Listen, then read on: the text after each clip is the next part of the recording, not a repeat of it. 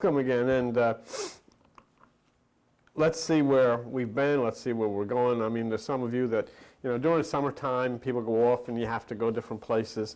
And of course, you miss, I don't know how, it's so difficult to catch people up other than through the tapes.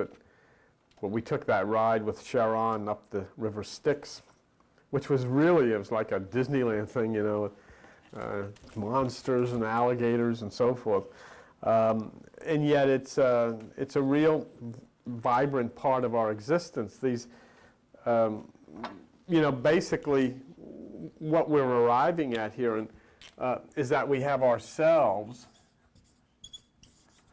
and then we have the universe. And so we look inside of ourselves and find a hippocampus, which is Pegasus, and we look in the universe and we find a Pegasus. And so where we're getting closer to, I think, really reaching a conclusion is that this, which is the universe, is the same as this. Which would mean if there are memories in the hippocampus or Pegasus in here, there are also memories in Pegasus there. In other words, what I'm saying is that these planets and parts of the universe which make up the cosmic brain are aligned with the various parts in the human head which make up the human brain, which would mean then that when we have these talks about, or statements or writings about the effects of these planets and so forth, we then have to simply connect it to the particular organ in the brain, and we get to learn how this works, what has happened, and what's going to happen. So it becomes very interesting. In the structure in which we live, there is such a change in consciousness in the way people think that there's tremendous confusion. All you have to do is look at the events that go on in the world today, and you see it. I mean, the thing with President Clinton. I mean, regardless of what this is, if you boil it right down to its basis root, it's nothing. It's nothing that just about everybody in the world doesn't get involved in. I mean, you yourself, you can sit here and look at me. We come here on Sunday morning, and people can come with suits and ties on Sunday morning. But you really, you'd have to sit down with them and say, hey, is there anything in your life that you've done that you haven't told anybody that we could put on television? No way. Because every single person has a closet somewhere, a secret place. And, but yet here with this guy and his affair, what happened, his affair is not that, to me, which is so important, but what happened is the entire country, world practically, shuts down everything they're doing, and they're focusing on this, And that's strange. And so you hear people say, well, we've got to have a vote on whether we throw them out. But what if we take all the congressmen and senators, and everyone who has ever had an affair is not allowed to vote? Well, what would the two that are left, what would they decide, you see? So it's amazing. But you see, nothing like this has ever happened before. This is the interesting part. I mean, sexual encounters have always occurred, but something like this has never happened before, where the entire world shuts down and focuses on somebody's sex life. It's never occurred. Now, basically, what most people will say, well, this is terrible, we have to get back to traditional values, say. And we've lost our traditional values and our moral climate. But they don't also acknowledge the fact that if we go back to the traditional values, women are then to return to where they were and submit to the male, because in traditional values, a woman is not considered equal to a man. Now, we have to get back to that. They want to do that. That these people really are, but see, there's something has happened. See, why did that change? If we get back to traditional values, then, the values upon which this country was based says that, black people sit in the back of the bus. I mean, if you remember when Dave Preston was here, he told us back in the 1950s he had to sit in a balcony in a movie theater in Atlantic City. the black people were not allowed to sit in the orchestra section of the movie theater in Atlantic City in the 1950s. That's traditional values. So you got to get back to that. But something occurred. You take, and what is so significant about this is how nature itself, God, whatever you want to call it, intervened in this thing. Who stopped that? Who stopped black people from having to sit in the balcony, or black people from having to sit in the back of the bus, or black people not being able to get a job? This guy, Martin Luther King. He did. He turned the whole world upside down. Never lifted a finger against everybody. Walked in front of guns and all this kind of stuff. Finally got shot by one. But who was this guy? Amazingly, when you look at him, you look at the fact that there was a guy named Moses in the Bible who never existed. But the guy named Moses led his people out of captivity. And then it says that God took him to the mountaintop and showed him the promised land, but said, you can't go in, and the next day he was dead. Martin Luther King led his people out of captivity, went into the Ebenezer Baptist Church, gave a speech, said, I've been to the mountaintop, I've seen the promised land, I won't go in with you. Next day he was dead. Who is he? So you have things get a little too much to be a coincidence. Come on. Was there somebody with a gun said, oh, he gave the same speech that Moses gave, let's shoot him? I mean, that doesn't make, something happened here. And it was an intervention that makes us think, too much of a coincidence, the same thing that this man did. And he did. I mean, he led people out of captivity, and he was killed when he went to the mountaintop. Moses led people out of captivity. He was killed when he went to the mountaintop. So there was something that entered into the body, into the mind of this Martin Luther King, that placed him into this type of a situation. And say, there was an intervention on the part of the universe to stop people having to sit in the back of the bus, to stop people having to sit in the balcony, and all of these things. Nature intervened. The universe intervened. Well, it was also not right that a woman is not allowed to have a job, that a woman is not allowed, or must submit, or must be considered an inferior species, as the book says, and nature intervened. All of a sudden, that stopped. They went for years. I mean, I'll tell you something. Do you realize that until 75 years ago, I'm not talking about 7,500 years ago, I'm not talking about 1,000, 75 years ago, a woman in the United States was not allowed to vote? Why? Because you weren't capable. You were inferior. And where did that come from? That's where it came from. And this is where they want to go back to the traditional values. So you just shut up, put a handkerchief on your head. I'll tell you about this when we get home. And you sew the socks, you stir the soup, keep your mouth shut.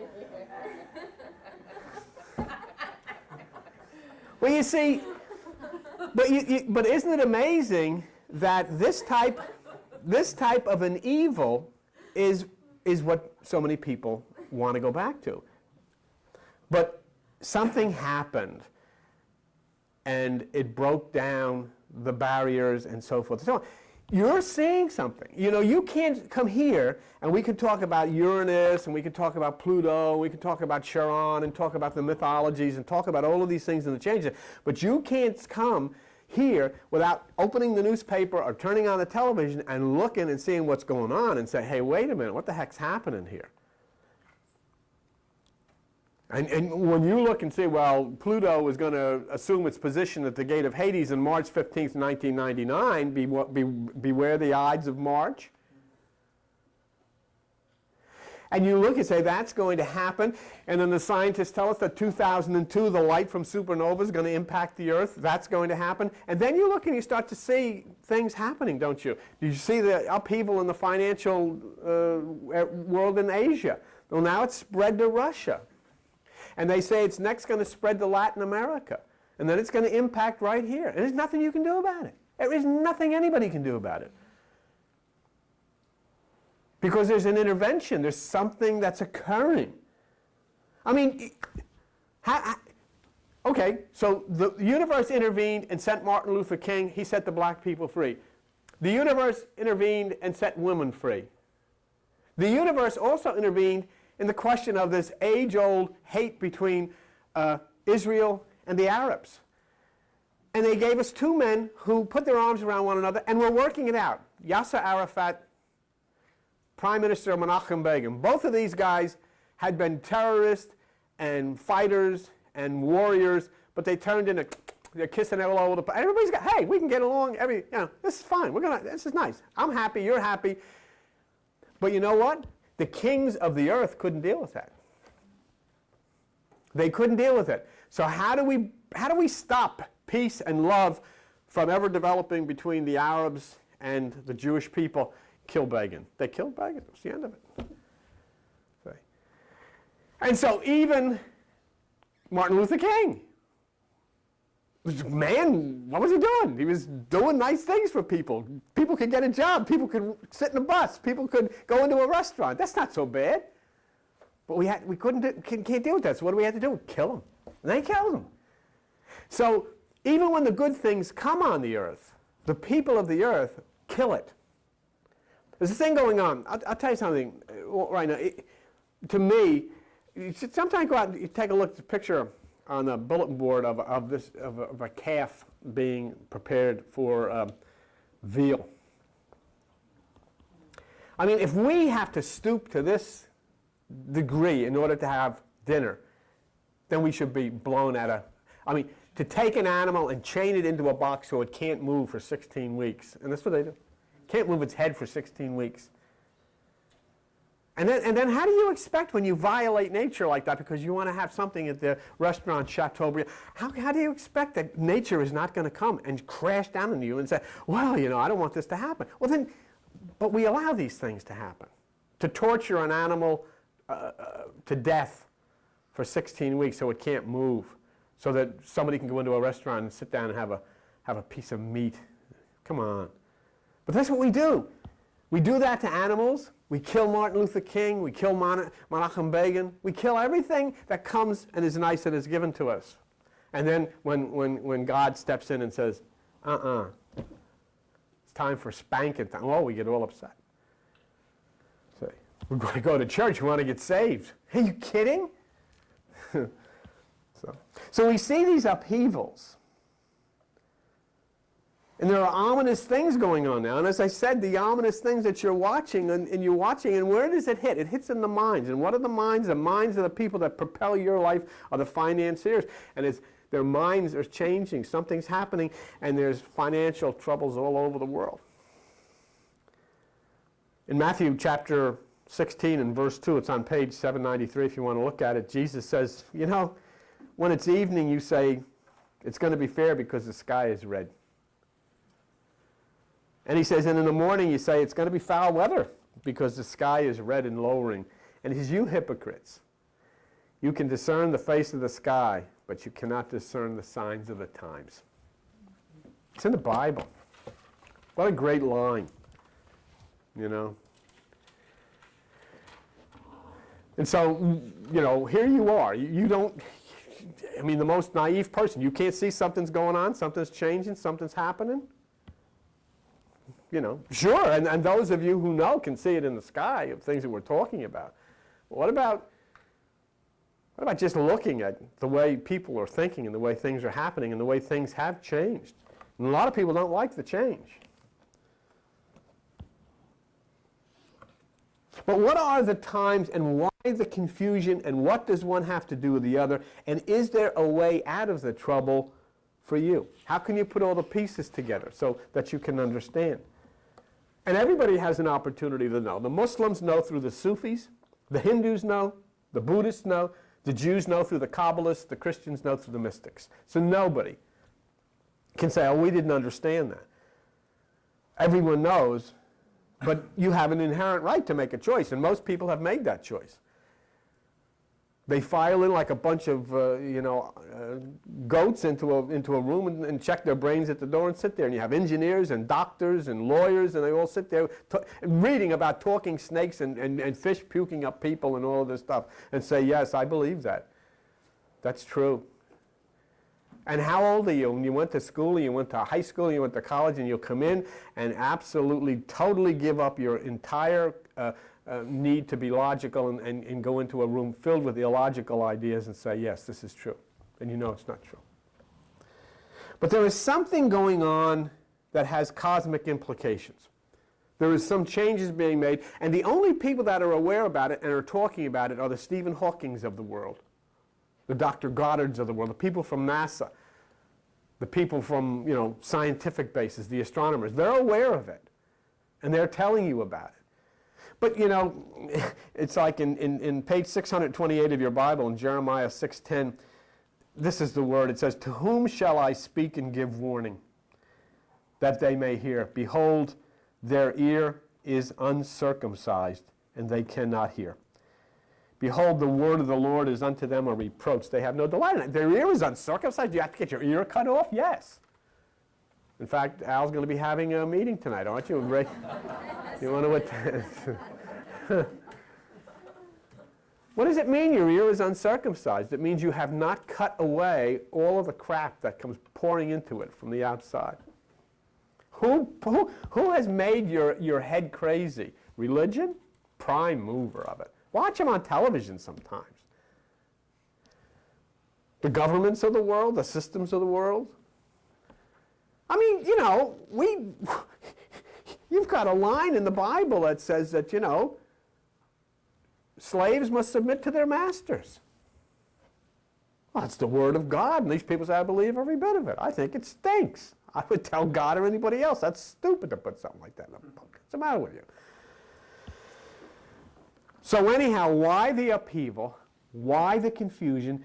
Something has happened, and the old ways that we consider traditional have begun to fall apart. Many of them have fallen apart. There is an earthquake of consciousness all over the place. Why? And how can you avoid the damage? And in the Bible, in Psalm 91 on page 511, Psalm 91:7, it says this. And now listen to this very carefully. And because this is what's going to happen. And it's already started to happen. It says, 1,000 shall fall at your side and 10,000 at your right hand, but it shall not come near you. Only with your eyes shall you behold and see the reward of the wicked. And you will. You're going to see it. You're going to see these stock markets crash. You're going to see these banks fold. You're going to see all of this happen. You say, oh, this is terrible. No, it is not terrible.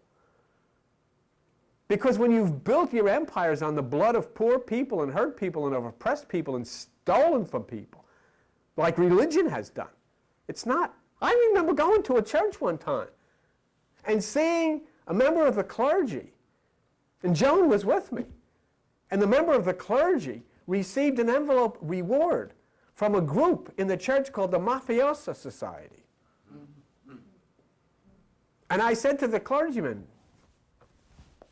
was that the mafia? He said, yes. What is this? How much blood? And this man of God, man of Jesus, here's your check. But it says, you shall behold in the reward of the wicked, because you have made the Lord, which is my refuge, even the Most High, your habitation. There shall no evil befall you, neither shall any plague come near your house. For he shall give his angels, or his angels, charge over you to keep you in all your ways. Why? Why doesn't the damage come to you like it's going to come to these others? Because you have made the Most High your habitation. You're dwelling in the place of consciousness that is above and beyond that which is of the traditional mind. And so you're safe. If you're doing it. But many of you, and I'll be perfectly honest with you, I understand it. Many of you don't. And you can't have it if you don't. It doesn't work. And sometimes, if there wasn't things happening that you see with your own eyes, I'd say, okay, this is more religious stuff. But it is happening, and you know it's happening. So only with your eyes you shall see, and all around you as you watch what is happening and what will happen. But because you have made this dwelling place your habitation, it says no pain will come to you and to your house and to your family. So how important is meditation then? Extremely important. How important is that the most high realms of consciousness become your habitation? Extremely important. For angels of light shall keep over you. What angles of light that come from above is what that's talking about. And where does this all happen? We said Pegasus.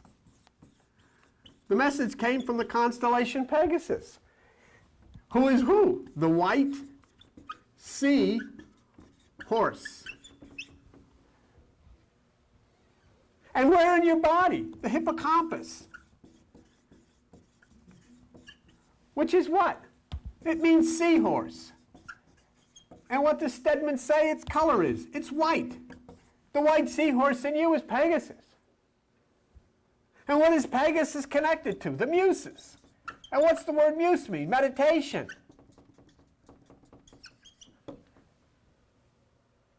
And who's the mother of the muses? Mnemosyne. And what is she? The goddess of what? Memory. The hippocampus. And where do they live? On Mount Helicon. And what does Helicon mean? Spiral, kundalini, the movement of the energy up the spine. I mean, what, do you need a map? Who put this in your head? Who put these words in Stedman's medical dictionary? Who decided to call that piece of meat inside of your head, which is responsible for memory, the hippocampus, which means the white seahorse? The same people that called Pegasus in the sky. It's just a rock up there. Is it just a rock up there, or does it do something? Is there a connection between that thing in the sky, which is the white seahorse, and that thing in your head, which is the white seahorse? And if there is, then the hippocampus, which is the memory part of your head, Pegasus is the memory part of the universe. It has to be.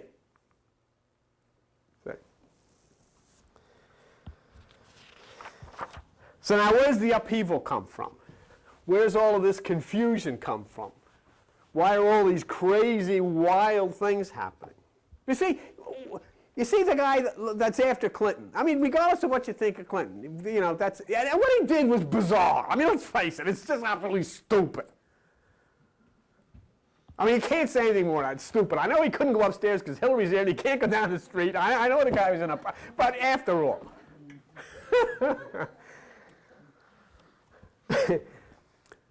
But I will tell you something. The guy that's after him, his name is Ken Starr. Lawyer, good lawyer. Judge, good judge. But he's got some problems. He teaches Sunday school. He does. He's a Sunday school teacher. You know who for? Pat Robertson.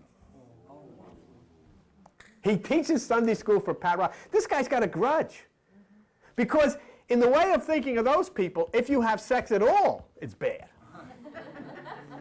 Under any circumstances. So when and especially in the Oval Office, I mean, you know, that's. So, but this guy has got all.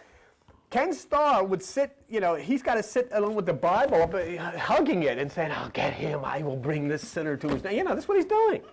And there's another thing. Clinton is against the tobacco companies. Do you know that? He doesn't want kids to smoke. He doesn't want tobacco. Ken Starr is a lawyer for the tobacco companies. I mean, you know. But it doesn't mean you have sex with anybody you want in the Oval Office. You shouldn't do that. Sex is bad, but tobacco isn't. Yeah. Sex is, that's a good point. She says sex is bad, but tobacco isn't. That's true. Okay, well, anyhow, let's move on. Okay. But you know, come on. You know, we're making this out as if this is the only president that ever, you know, it's just not the case. I mean, you know, Monica was not Marilyn Monroe like Jackie had, but, you know. Oh, God. Okay. But anyhow, why this upheaval? And this is why the upheaval is. In Matthew 3:2, it's in, is that 3:2 or 13:2? I don't know. I got 3:2. Page 778. What would that be in the Bible? Page 778. I don't think that's 3:2. It is 3:2? Okay. Matthew 3:2. What does it say in there? Behold, the kingdom of Uranus is at hand. That is why the upheaval. This is a Greek word. The Greek word is O-U-R-A-N-U-S, which translates into English heaven. Heaven in Greek is Uranus. Uranus is the ruling, controlling planet that you have in the sky today. Now, why would that cause an upheaval?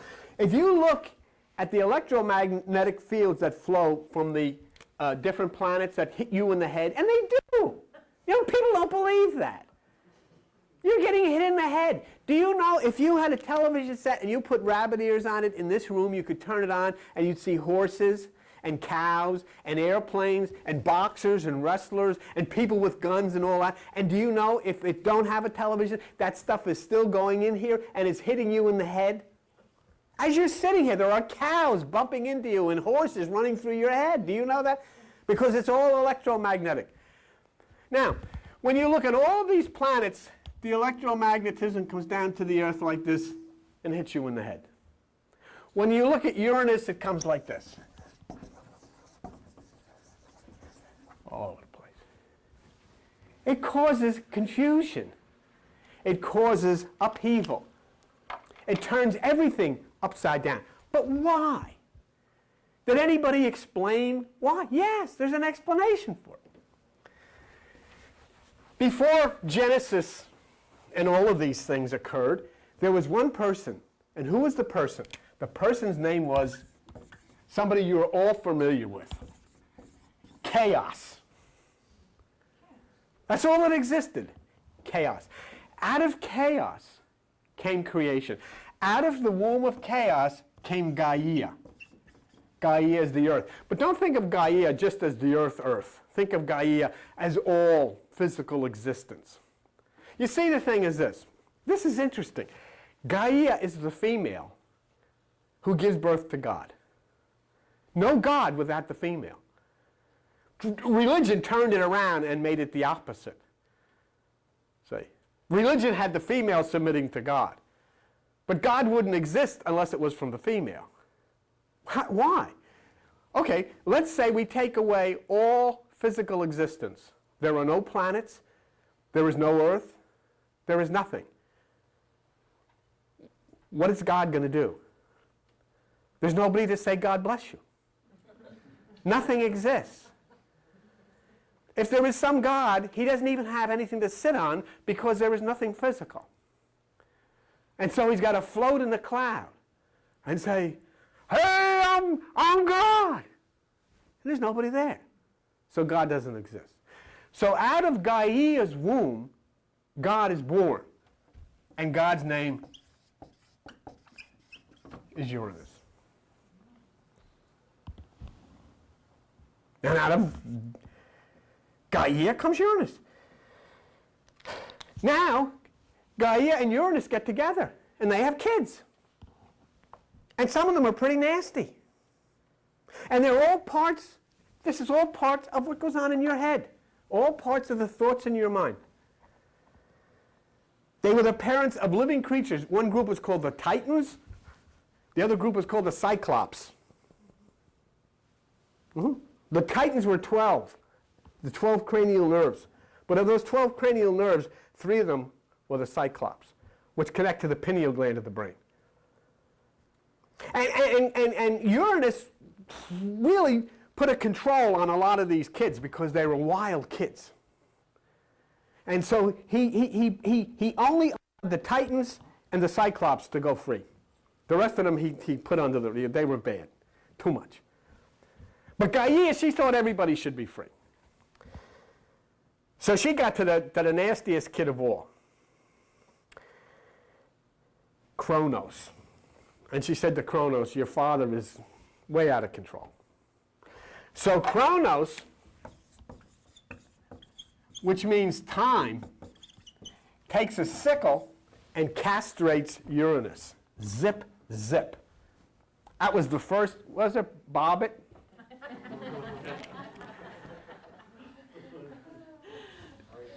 So Kronos, time, but what it's saying is that time cuts away the ability of the father to place the seed of life into his children. And so he has got to go away. Uranus is gone. Kronos then assumes the position of leadership. But you see, there is no Kronos. There is no. Uranus per se, other than... Kronos is known better to you as Saturn. And Saturn is even known better to you in this book as Satan.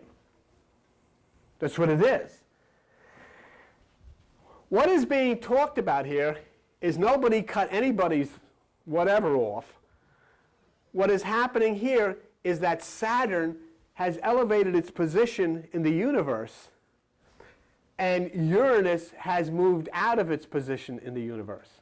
So then, your brain is no longer under the control of Uranus from the electromagnetism, it's under the control of Saturn.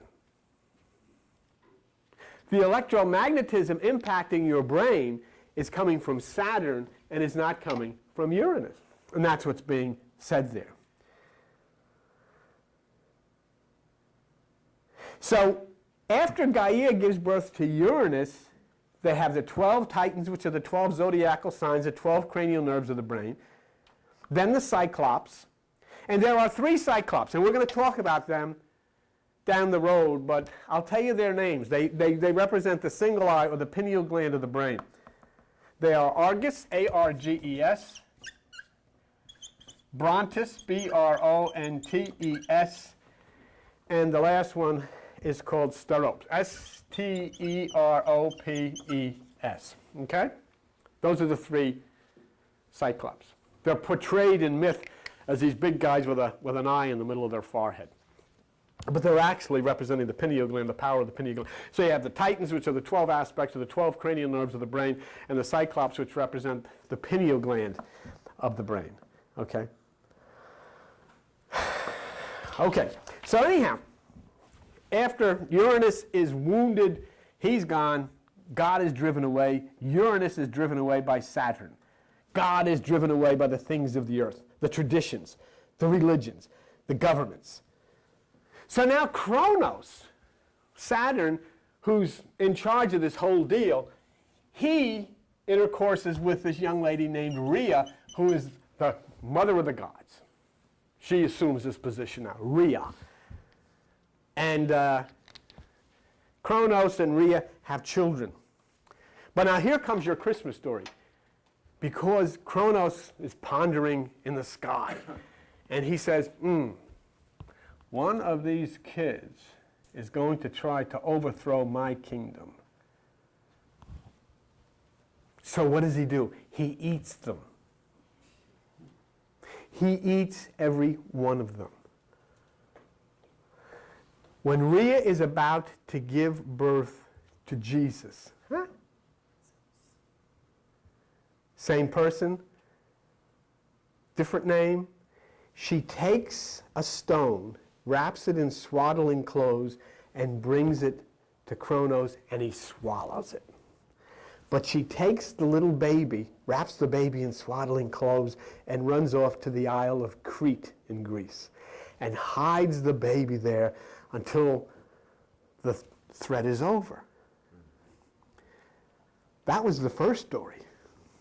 Then the second story came, that little Devaki, she was pregnant and she was going to have a baby, and the wicked King Kansa said, one of these kids is going to try to overthrow my kingdom.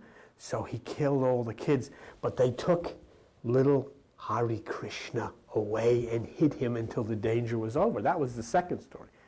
And the third story was the wicked King Herod said, one of these kids is going to try to overthrow my kingdom. So he killed all the kids, and Mary and Joseph took the little baby Jesus to Egypt until the threat was over. How? Nobody knows this.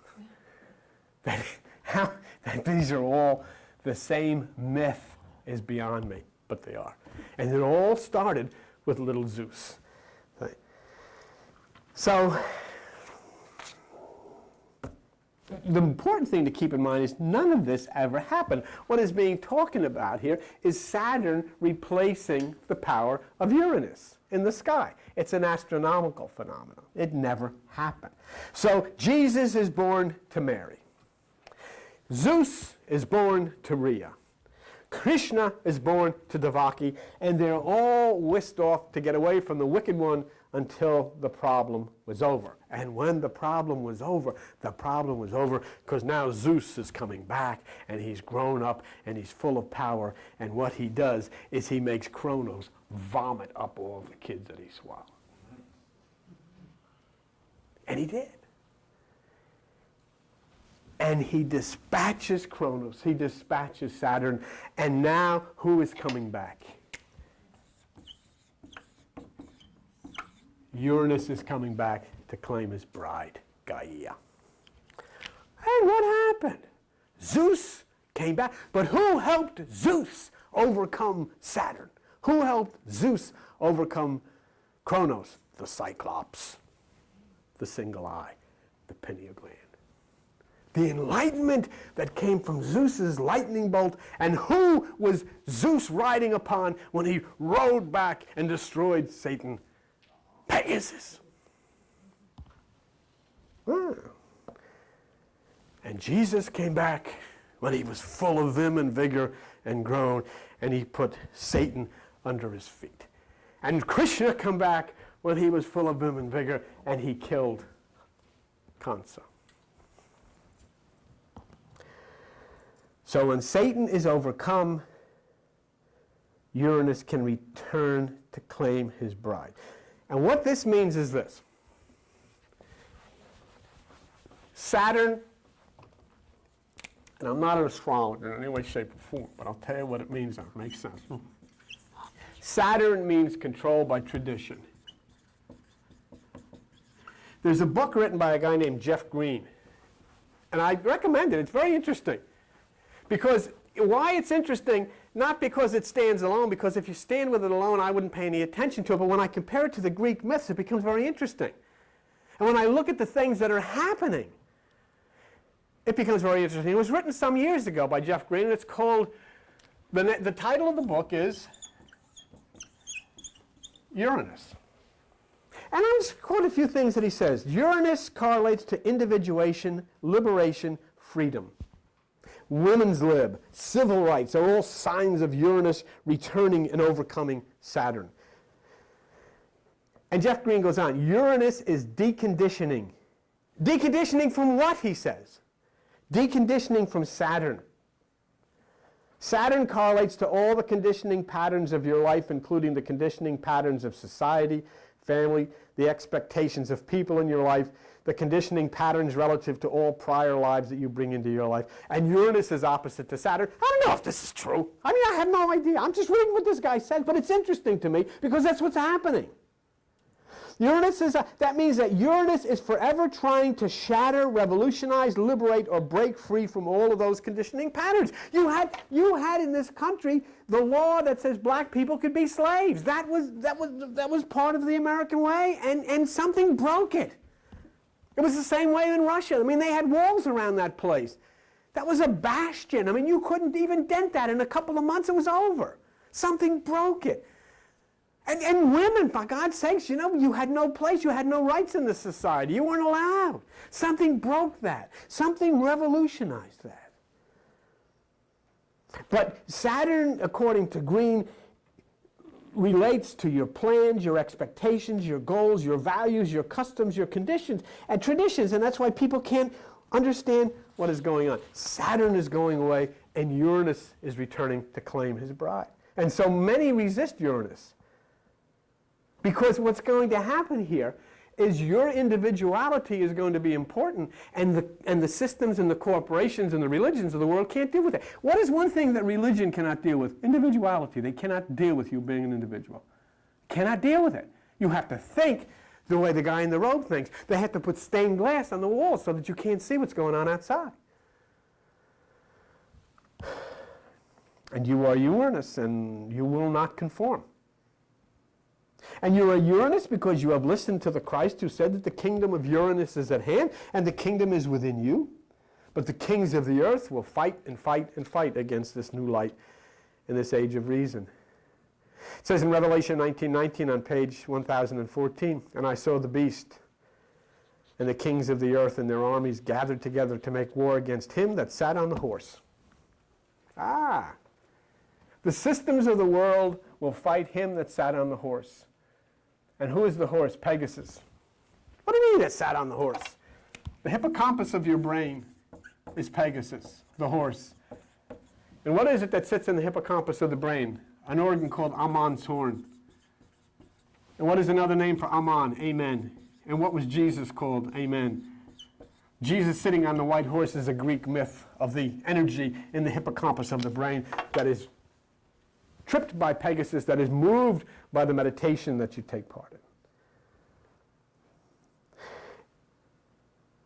Remember when we were looking and we talked about Pegasus being discovered, it says the armies were following on white horses, and then we found that in the Associated Press there were stars converging on the earth. What do you know about it? Do you know that there are stars converging on the earth? No, you don't know that. Thousands and thousands of stars rushing towards the earth like a globular cluster, like bees swarming to a hive, and it's in the Associated Press. I don't use New Age stuff here. Do you know anything about it? Did you tell your kids about it? No. Well, you know, can you imagine when they get within range? What do you do? Oh my God, there's stars rushing on the earth, and nobody told us. Yes, they did tell us. It was in the paper. Once there's an eye looking down, someday the whole world's going to find out that this is looking down on them. This isn't from a new, you know what, this is not from the New Age book. You know what this is from? It's from National Geographic. It's on the front page. So how can you say, well, nobody said anything, nobody told us. Well, God, what's he going to do? Whoops. That reminds me of a guy. Remember the guy that sold us the Kirby vacuum cleaner? Years ago when Joan and I first got married, a guy came to our house wanting to sell Kirby vacuum cleaners. And we didn't want a Kirby vacuum cleaner under any circumstances. I mean, these things were heavy and you know, we don't want this. Get out of here. But the poor guy, every time he bent over to show us how it works, things would fall out of his pocket. And we felt so sorry for this guy that we bought it, what was it, about a 600... He left that day without us buying it, and we called him up and told him we would buy it. Yeah. Yeah, all I could see was this guy with stuff falling out of his pockets. I said, we gotta buy this thing. Anyhow, okay. All right. So just for a minute, we think that the power of Uranus will continue to turn things upside down until Saturn restores itself for a period of time. And then Uranus will retain its position. In Revelation 20, verse 2, the story is talked about there. It says, he laid hold on the dragon, that old serpent which is the devil and Satan, and bound him 1,000 years and cast him into the bottomless pit, meaning that Saturn's influence falls and Uranus' influence rises. So it's all an astronomical thing. So in maturity then, we have to begin to understand that the cosmic structure we live in is well planned and described by the ancients in the form of myth and Bibles to explain how all of this works and what's going to happen. When Satan rules, Saturn rules, life is one way. When Uranus rules, life turns upside down. That's what's happening now. See, when Zeus returned and overthrew Kronos, made him throw up the kids, then they confined Kronos in a place called Tartarus, which is the deep, dark place, which is the same place that you read about in the Bible. And Tartarus in Greek mythology is also synonymous with the word Hades. Remember, we took the ride last week up the river Styx to Hades. And your Christianity or your religion has made this into hell, and everybody goes there and there's devils with pitchforks and all that, which is, bizarre. This is not what Hades is a dark place where you go to learn. And the dark place where you go to learn is that area within yourself, the place of meditation. And in mythology, the river Styx was the river that separated Hades from Elysia, the land of the living, and Charon would have to take you across, to reach Hades. And then from Hades, you went on to Elysia. But what's interesting about that is not so much when we talk about Hades or Charon, but the planet that matches Hades is Pluto. And the little man, Charon, that ferries you across the river, in the river Styx, is a little gray man. And orbiting Pluto is one little satellite. Most of them have 15 satellites orbiting. There's only one little satellite orbiting Pluto, and it's a little gray satellite. And what's neat about it, and what's interesting about all of this, and it falls in line with all of the other things, is that Pluto right now is inside the orbit of Neptune. But through the trajectory, it will move out of the orbit of Neptune and take its place as the key to the underworld on March 15th, 1999, the Ides of March. Put it in your calendar. You know? Would be a good idea. But you see, this has nothing to do with astrology. Understand something. This has absolutely nothing to do with astrology. This is a position astronomically as to where these things are going. Has nothing whatsoever to do with astrology. It's talking about an astronomical phenomena. Right now, Pluto is inside of Neptune. On March 15th, 1999, it will go on the outside, and it will be the last planet at the point of the Netherlands. Okay? So this is very interesting because we have Saturn, we have Uranus, we have Pluto, we have the Sun, we have Gaia, we have the Earth. Look at all of these things. Look at all of these things. You have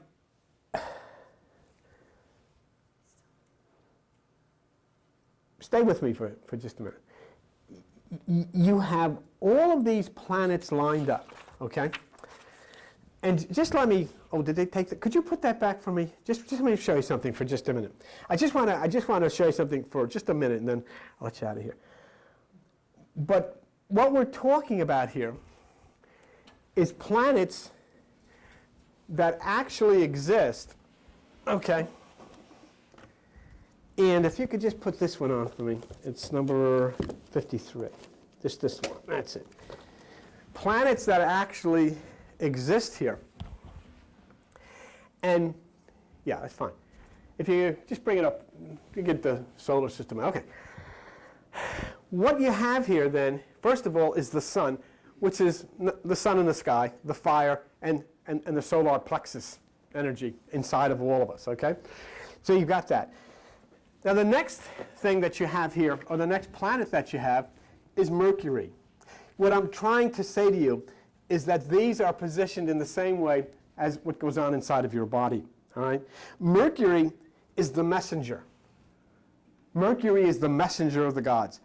The son of Jupiter and the daughter of the Titan Atlas. Mercury is also the god of merchants, but there's something interesting. Mercury is Roman, but shares the connection to the Greek god Hermes. Hermes is the messenger. And Hermes is the one who is connected with the single eye, supernova 1987A. All right?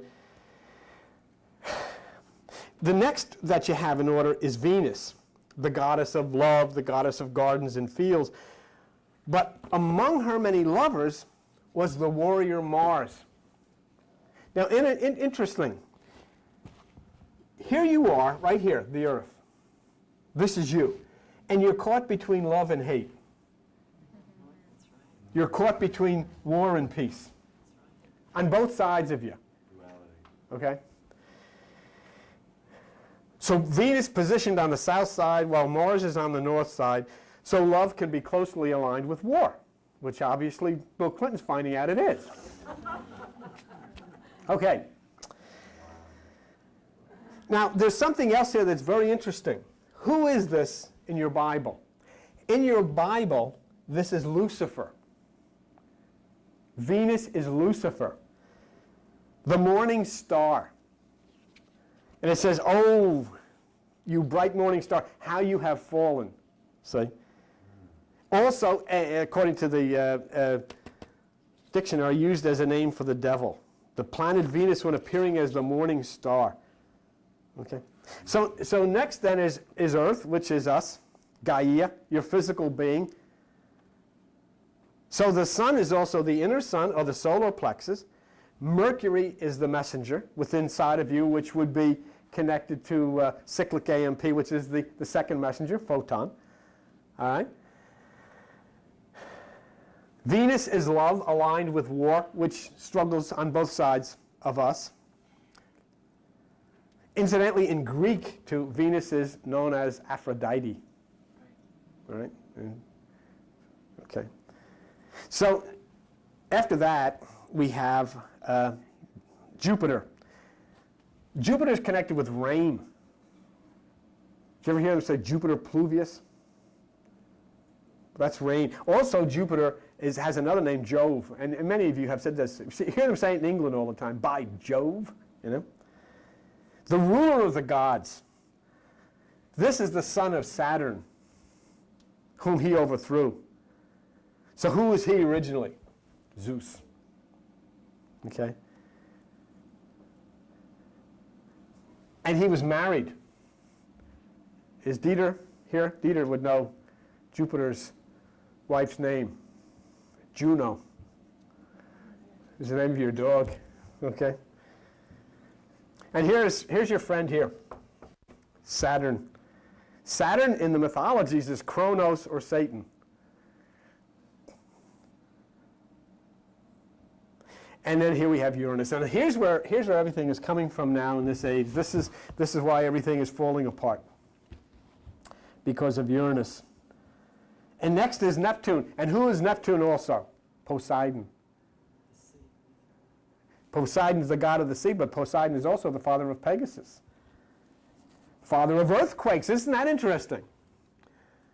Father of earthquakes, father of Pegasus, the hippocampus of the brain, the place of memory, the place of earthquakes. People suddenly start to realize, all of a sudden, black people realize that they didn't have to do what Mazza so-and-so said, and women realize, hey, wait a minute, I do not have to stay here stirring soup while this guy comes back and tells me he has a trip to Venezuela for his company. I mean, what the heck's going on here? Great. And then finally, we have Pluto. Here it is. Look at it. Pluto. And orbiting around Pluto is a little thing called Charon. Pluto is the keeper of the key to the underworld. See? Thank you, Vinny. Now, just as we wrap this up, if you remember last week, we looked at Pluto, also known as Hades. Pluto and Hades are the same thing. And we took a trip. So in other words, whenever you see anything written about Hades, what I want you to think of is they're not talking about Hades. They're talking about Pluto, the planet. When you see something about Satan, they're not talking about Satan. They're talking about Saturn, the planet. When they talk about Lucifer, they're talking about Venus, the planet. And all of these planets connect to things inside of your head. There was a guy named Hippocrates who was the father of modern medicine. You know what Hippocrates said? Somebody who has no knowledge of astrology should not receive a doctor's license. And take a look at his name. You hippocampus? That's the first part of his name. Seahorse. Horse. Hippo. That's why you go to a hippodrome to see a horse. Second part of his name is astronomy. The seahorse of astronomy, Pegasus. The father of medicine. Doctors go and say, I'll take the Hippocratic Oath. Very few people know about this guy. Who are these people? Where did they come from? I mean, all of a sudden, out of nowhere, comes a guy that becomes the father of medicine. Who taught him? And then there's another guy down the block. His name is Pythagoras. He figures everything out. Every bit of algebra, trigonometry. He knows all of this stuff. He creates the notes of the scale. Do, re, mi, fa, sol, la, ti. Who told him this stuff? And I said, hey, Pith. I guess that they called him Pith for short. Hey, Pith, where the heck did you get this with the notes? I know it. Because they're the notes from the planets. That's what he said. Do, re, mi, fa, sol, la, ti. That's the notes of the planets. Who told him? Did he go there? But he knew that. This guy Plato, he starts writing everything. He's brilliant. Who taught him? He opens a university called an academy in Greece. This is true. You know who his star pupil was? Aristotle. Smart guys. Where'd they come from? All of a sudden. Democritus. You know what he was talking about, this guy? He was another guy, lived up the block. You know what he was talking about? The atom. You tell everybody about the atom. Wait a minute. Did he go to school to learn?